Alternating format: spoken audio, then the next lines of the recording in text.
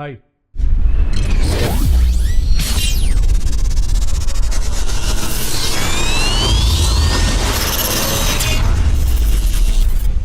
ఈ కూటమి రాజేష్ పగడాల ప్రవీణ్ గారి విషయంలో ఇప్పుడు ఫస్ట్ నుంచి ఒక స్టాండ్ లేదు.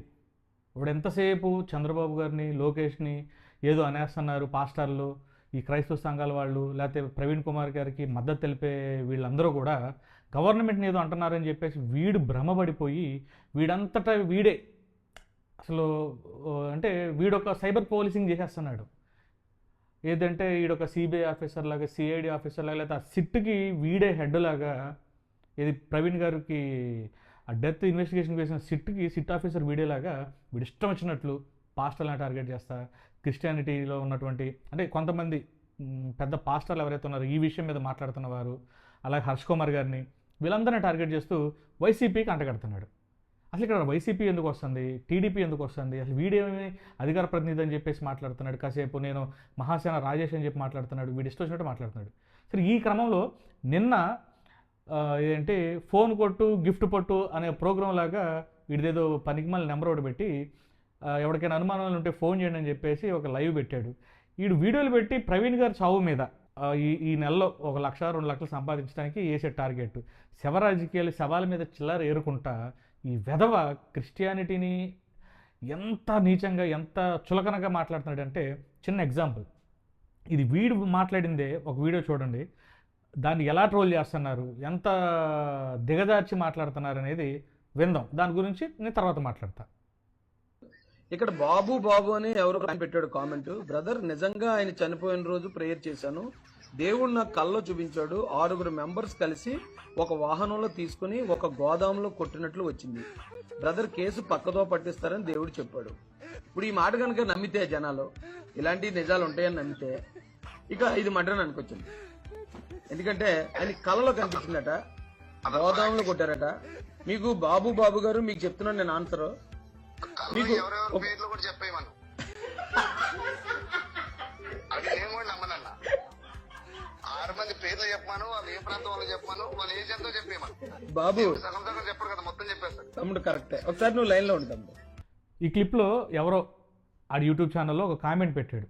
ఎవరు అతను, బాబా బాబా అనే యూట్యూబ్ అకౌంట్ ఉన్న అతను ఏమని పెట్టాడంటే, నిన్న లైవ్ జరిగేటప్పుడే ఏమంటే, రాజేష్ గారు ప్రవీణ్ గారిది హత్య ఇది, నేను రాత్రి ప్రవీణ్ గారి కోసం ప్రార్థన చేస్తే నాకు యేసుప్రభు కల్లోకి వచ్చాడు, దానికి నాకు దాంట్లో ఆయన ఏం చెప్పాడంటే 6 ఎంతమంది చంపేశారు, కలిసి చంపేసి నిజంగానే హత్య, మీరు ఇది పట్టుకోండి అని ఏదో ఆయన తోచింది. అసలు ఎవడో తెలియదు అతను అంటే, దాన్ని వీడు ఎంత ఎటకారంగా అంటున్నాడు. వీడు కళ్ళకు వద్ద చెప్తే అయితే నిజంగా నమ్మేయాలి, ఇది మటన్ నమ్మేయాలి అని నవ్వుతా, మళ్ళీ ఆడి కాల్లో ఎవడో ఉన్నాడు, ఇంకోటి కాల్లో పెట్టే ఈ కామెంట్ చదువుతాం. వాడేమో పేర్లు కూడా చెప్పేస్తాడండి, పేర్లు కూడా చెప్పేస్తే పట్టేసుకొచ్చి ఇంక ఈజీ అయిపోద్ది.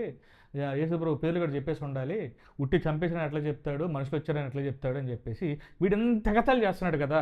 ఎవరో ఒక అతను అమాయకుడు అవ్వచ్చు, వాడికి ఏం తెలియకపోవచ్చు, ఏదో పెట్టాడు, వీడు దాన్ని పట్టుకొని ఎంత చులకం చేస్తున్నాడంటే అంత చులకం చేస్తున్నాడు. మరి ఇదే సరిపల్ల రాజేష్ గారు 5-6 సంవత్సరాల క్రితం వీడు అనామకుళ్ళలాగా చిల్లర అడుక్కుంటా, గల్ఫ్ దేశాల్లో ఉన్నటువంటి వాళ్ళ దగ్గర చిల్లర అడుక్కుంటా, ఈడేదో పెద్ద యేసు ప్రభు వీడికి ప్రత్యక్షం అయ్యి జ్ఞానస్నానం ఇచ్చి వీడికి బాప్తీసం ఇచ్చినట్లు, ఏదో పరిశుద్ధాత్మ ఈడికే వచ్చినట్లు, వీడు 2006లో ఏదో రికవరీ ఏజెంట్గా పనిచేసేవాడు. వీడు రికవరీ ఏజెంట్గా పనిచేస్తా ఒక ఇంటికి వెళ్ళి మహిళ దగ్గర డబ్బులు దొబ్బి ఆ ఎగ్గొడితే వాళ్ళు కేసు పెట్టారు.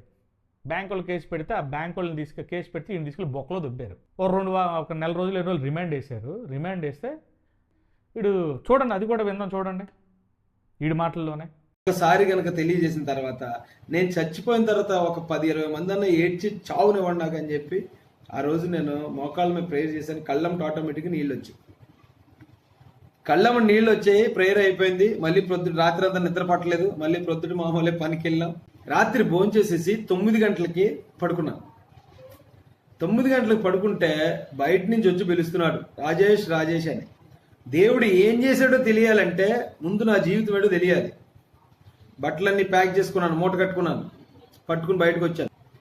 ఇంటికి వచ్చిన తర్వాత, మీరు పెట్టలేదా బెయిల్, మీరు అప్లై చేయలేదంటే మేము అప్లై చేయలేదన్నారు. ఇంట్లో నా తల్లిదండ్రులు బెయిల్ అప్లై చేయలేదు, కానీ పోలీస్ జైలు నుంచి, ఆ నరకం నుంచి, రాత్రి నిద్ర లేకుండా పొద్దుట నరకం చూపించిన ఆ జైలు నుంచి నన్ను బయటకు వదిలారు. ఏమై ఉంటుంది కారణం? గెస్ చేయగలరు ఎవరైనా? ఏంటే అడ్వకేట్ దగ్గరికి వెళ్ళిపోయారు. ఏంటంటే రాత్రి మా అబ్బాయి వచ్చేస్తాడు, ఏంటి కదా అని. అడ్వకేట్ ఆశ్చర్యపోయాడు. అదే ఆయన ఎలాగ వచ్చేస్తాడు, ఆయనకి బెయిల్ మనం అప్లై చేయలేదు కదా అని. ఆయన కోర్టుకు వెళ్ళాడు. కోర్టుకి వెళ్ళిన తర్వాత తెలిసింది సోదరులరా ఏం జరిగింది, మాస్టర్ మైండ్ పైనుంచి ఎలాగ ఇక్కడ మ్యాటర్ ఎక్కడ నడిపించారు అనేది నేను కోర్టుకి వెళ్ళిన తర్వాత తెలిసింది. ఏంటి, సెంట్రల్ జైల్లో ఉండి కూడా మీరు అతన్ని ఇక్కడ ప్రొడ్యూస్ చేయలేదంటే తప్పు మీదే. సెంట్రల్ జైల్లో ఉన్న వ్యక్తిని మీరు తీసుకొచ్చుంటే ఆయన బెయిల్ అప్లై చేసుకుంటారు, మీరు తీసుకురాలేదు కక్ష కట్టి. సో అలాంటిది ఈ బెయిల్ ఏ టైంకి వెళ్తే ఆ టైంకి రాజేష్ ఈరోజు ఎట్టి పరిస్థితుల్లో బయట ఉండాలి.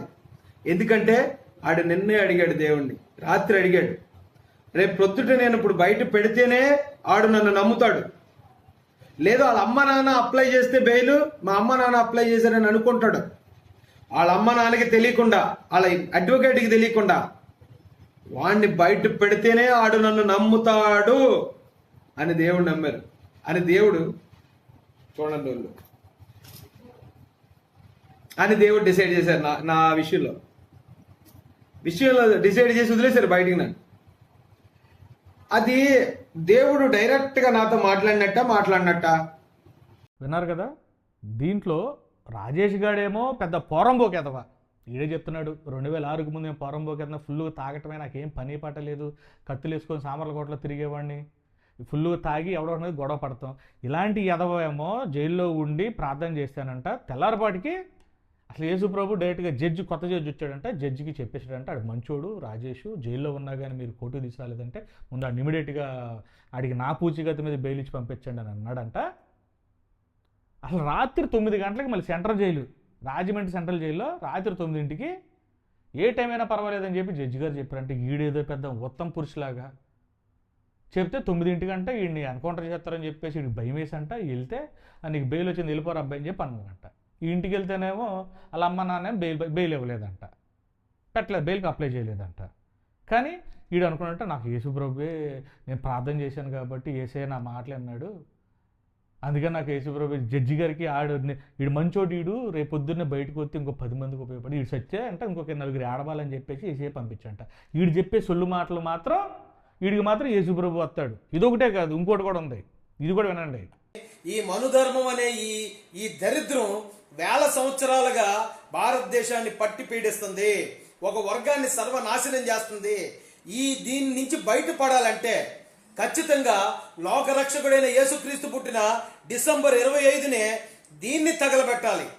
యేసుక్రీస్తు ప్రభువారు మాత్రమే ఇలాంటి రుగ్మతల్ని, సమాజంలో ఉన్న ఇలాంటి అంతరాలని దీన్ని సర్వనాశనం చేయడానికి పోరాడిన గొప్ప మహోన్నతమైన వ్యక్తి యేసుక్రీస్తు ప్రభువారు మాత్రమే. కనుక ఆయన బర్త్డే రోజు మాత్రమే దీన్ని తగలబెట్టాలని ఆయన డిసెంబర్ 25ని తగలబెట్టాడని రాజేష్ సరిపల్లి అంటాడు. రాజేష్ సరిపల్లికి ఎలా తెలుసు అంటే రాత్రి కళ వచ్చింది, దేవుడు నా కళ్ళలోకి వచ్చి చెప్పారు. ఇది ఈ డిసెంబర్కేమో వీడికి రాత్రి కల్లోకి యేసుప్రభు వచ్చాడు.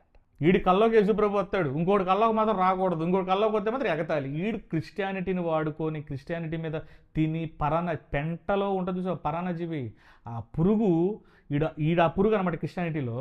ఇవాళ ఆడ పెంటలో నుంచి క్రిస్టియానిటీకిను ఈ దళిత సంఘాల్లోకి వచ్చి దళితులను ఉద్ధరిస్తానని చెప్పి క్రిస్టియన్స్ ఉద్ధరిస్తానని చెప్పేసి పరాన్నజీవి పెంటలో ఉండేది వచ్చి ఇళ్ళలో పడి ఈ క్రిస్టియానిటీని దళితుల్ని మలినం చేస్తున్నాడు.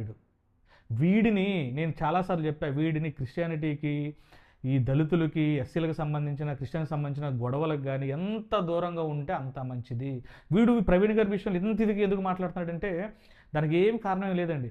వీడు గతంలో హిందూ దేవీ దేవతల్ని ఇష్టం వచ్చినట్టు అమ్మనాభూతుల్ని తిట్టి వీడు ఒక ఎదవల మిగిలిపోయాడు సొసైటీలో.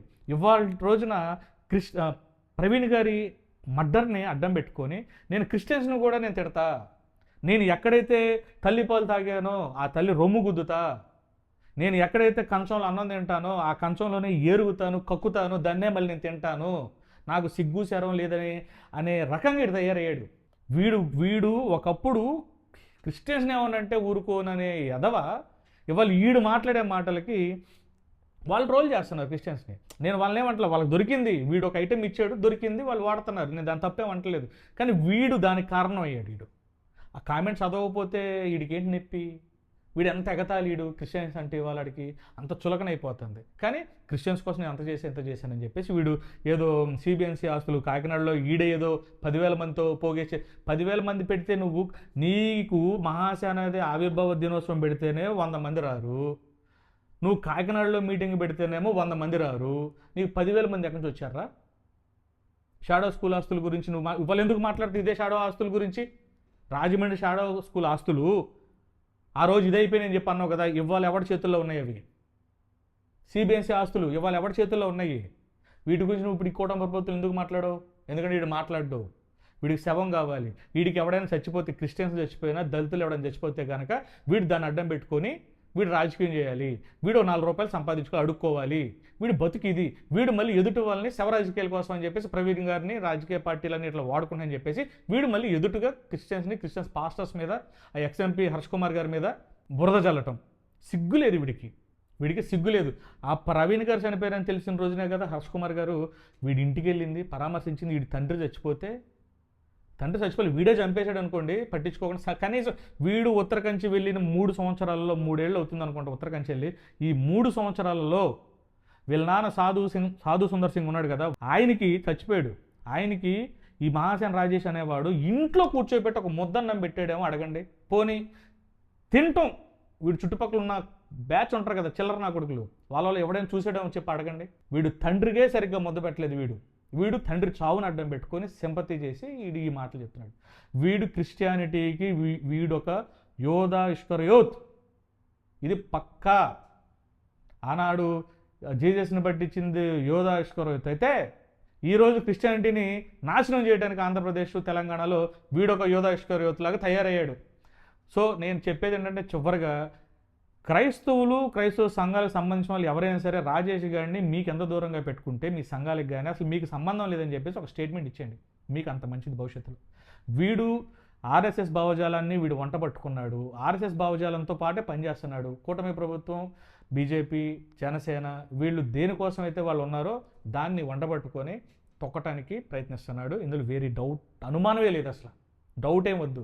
వీడు పక్కా యాంటీ క్రిస్టియన్గా తయారవుతున్నాడు మహాసేన రాజేష్. వాడు మహాసేన రాజేష్ అనేవాళ్ళు అది సినిమాలో పేర్లేండి, అది ఏదో బాహుబలిలో పెట్టుకున్న పేరు. కానీ ఈ సరిపల రాజేష్ అనేవాడు కూటమి అధికార ప్రతినిధి, యాంటీ క్రిస్టియన్ ఫిక్స్ అంతే. బాయ్.